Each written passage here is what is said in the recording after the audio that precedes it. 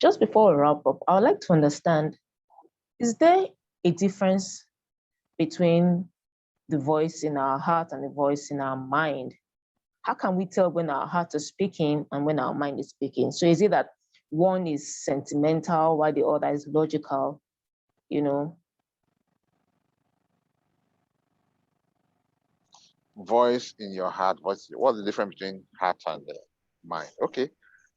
So how do you know that you have established this connection and what you are hearing is no longer something you manufactured in your brain, but something outside of you talking to you? Mm-hmm. Yeah, let me rephrase your question to mean that. Okay. You would know, but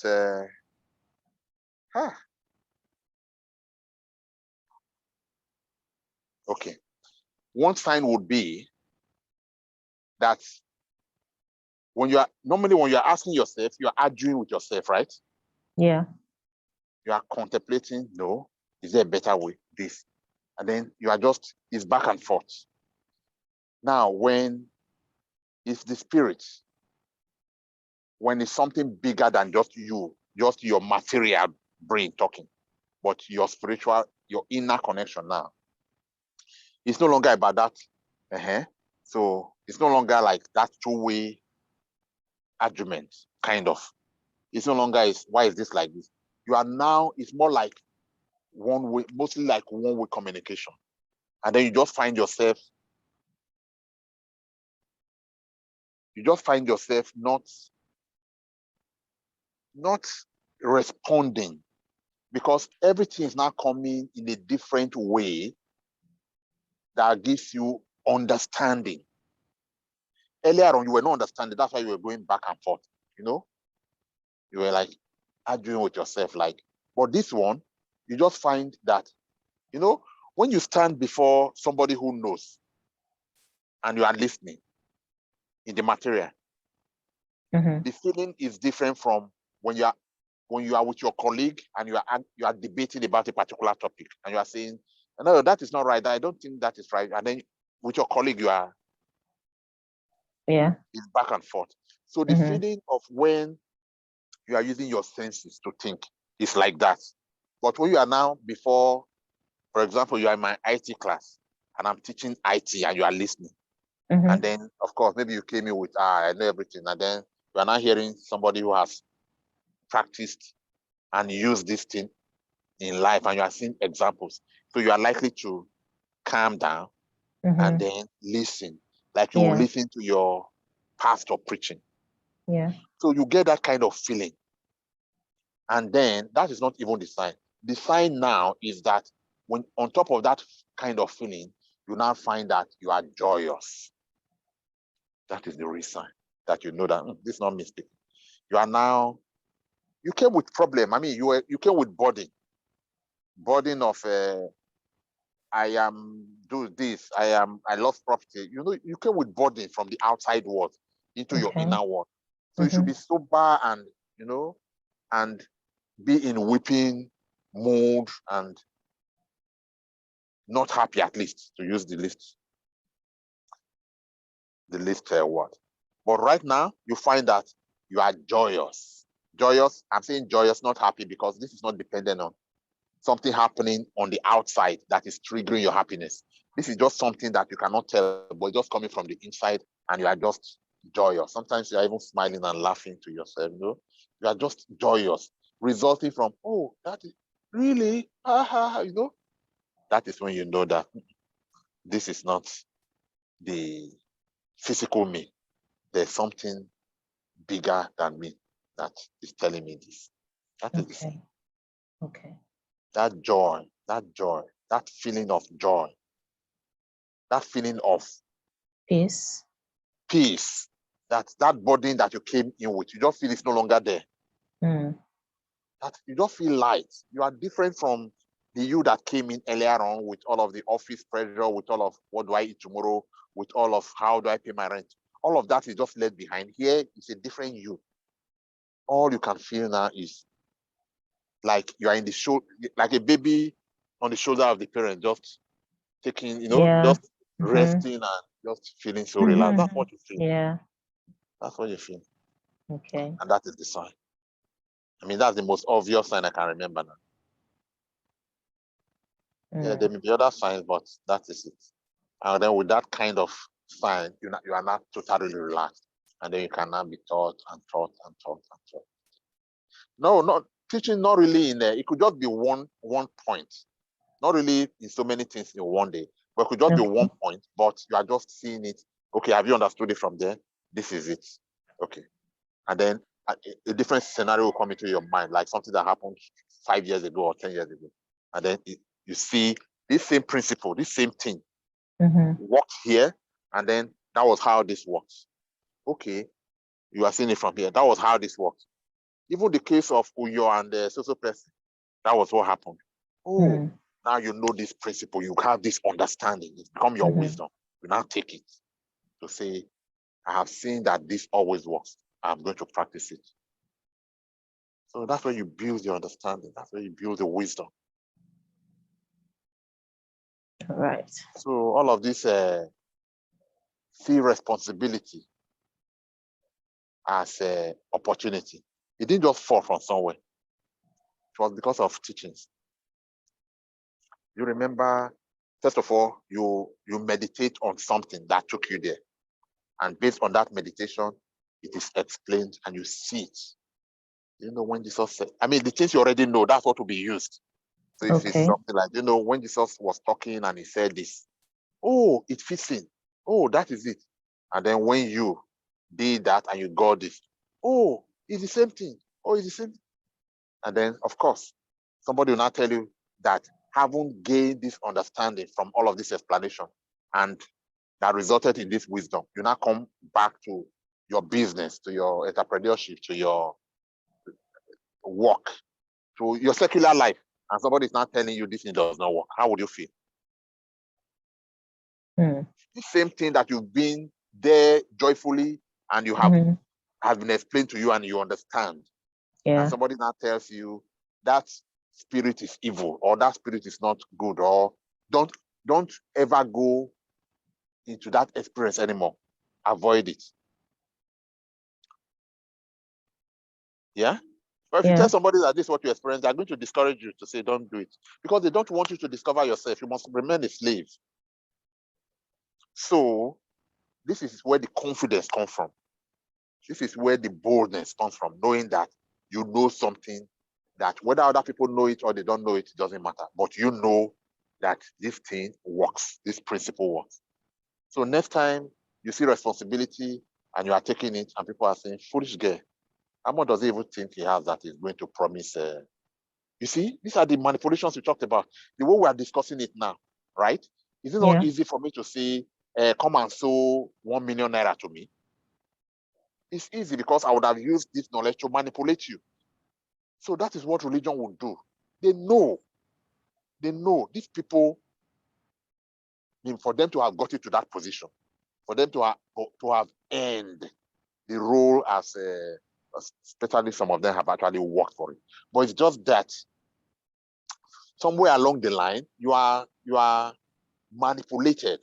So you need to be watchful or completely avoid that and get this thing by yourself.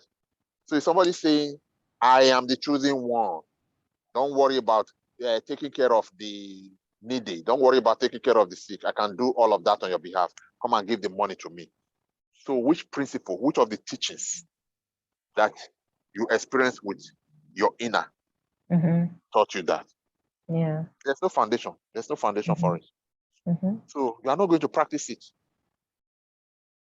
So it's a different feeling for somebody else who would say, because he has not had that kind of experience, one-on-one inner connection and this one-on-one teaching with the spirit, you cannot bring yourself to the level of that person.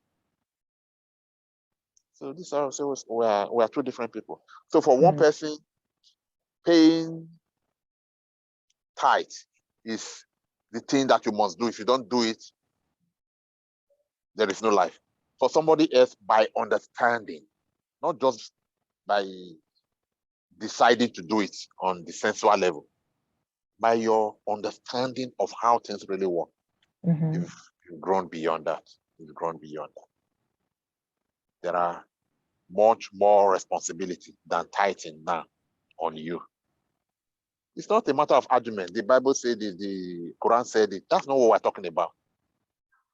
You cannot override your own personal experience with the spirit, even if they call it evil spirit, even if they decide to call it names. You cannot override you with something that is external. Anyway, but did I answer your question? Yes, you did. Because I come into arguments, not arguments. I come into and all I do is just, you know what? If that's the way you believe it, it's okay, no problem. But again, something worth mentioning is that, like I once said to somebody who came into this kind of, because this kind of knowledge that we are sharing now, it's not with me only. Many people are being awakened to this. So at this level, many people, I think it's like, it's, you know, even the world itself is not static. Even the world itself, the universe itself is also evolving. So in the evolution of the universe, there are people that are being awakened to this new level now. So I am not the only one that has this preaching. Many people, even though they are not talking about it, they have these teachings as well. So sometimes you come across these people and they are feeling you, they understand what you are saying, and they are wondering. Like I once said to somebody, I said, yes, I understand everything you are trying to say now, because he came into this. And you know, at that level of just coming to the awareness, the thing is really shocking them, so to speak. Like it won't shock me after 3 years, and I thought I wanted to set up a church. And I said, I'm not done. These things, I was just wait to come out and already. Even all of these things we are doing now, it's still practice. This is not the real thing. Yeah, this is practicing compared to where we are being led to. Oh, wow. Yes, all of this is just rehearsal. We're just rehearsing now. So I said to this other colleague I said, yeah, all of this is beautiful. I'm so, because he's a pastor. Many of my people around this level, there, many of them are pastors. All of them. So I relate with pastors. Because who else? So mostly pastors. So some pastors are also this knowledgeable. I mean, these things I'm sharing, some of them know these things more than I do. And then I was sharing with one pastor saying, wow, it's beautiful. You're a pastor, but that's not what the Bible says. So how come you are understanding it like this? And then we'll just be rubbing my, like, we're in the same class, we're just flowing. And then I said one thing that did not seem to say. I said, however, yes, I understand your enthusiasm and all of the, however, can you just take it easy? These things that you are sharing, they are not actually revealed to just you. There are people here and there that are also in the same class, and these things are revealed to. It's not just you. And, it didn't go down well. He didn't take it to, it wasn't a compliment. He didn't like it. Okay. So he felt that he was the special one to whom these teachings were. And all of the teachings, I really, I was even so impressed because he was not going word for word with how the Bible puts it. He was explaining those things, even though he was a pastor of a big church. It's no use mentioning church. From his own, from the teachings, his own personal teachings from the Holy Spirit. And then he was just throwing light and, wow, who taught you that? You couldn't have known that by yourself. And then we now began to share experiences of, And even without even sharing the experiences, once I ask you 1-2 questions and I see what you give answer, I know whether you are with me or you are not with me, whether we are what class. I can rate you by what class you belong, just by the way you answer questions. To be honest, I really was impressed that, I thought it was just me that knew this thing. So you know too. And then I see that other people also know. So there are many people who know, even though they are afraid to say, we don't want to go against the church. We don't want to take up the responsibility that has been, the Spirit is placing on our shoulders to go. And no matter how afraid we are, the spirit is actually awakening people here and there for this new revolution. I don't know. That's why I said this is just rehearsal. But the real thing that is springing up people here and there to do, we don't know. But the world, if you see the world as a sleeping giant, I mean the universe Mm-hmm. also is moving, it's evolving. It's not just dormant. So this Okay. evolving, this moving, that is where things are happening. People are beginning to Adjust. adjust. A lot of things to talk about, but people are changing. Children we are giving birth to these days, they are not the same as it's a different generation with a different kind of gene or a different kind of world.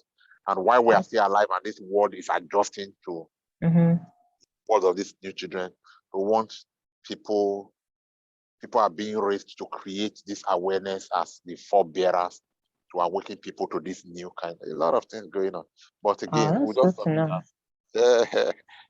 we'll Mm-hmm. just however capacity we are being prepared, we'll just get ready once the time is ripe. That's good to know. That's good. All right. All right. Thank you so much for your time, sir. It's been a wonderful episode.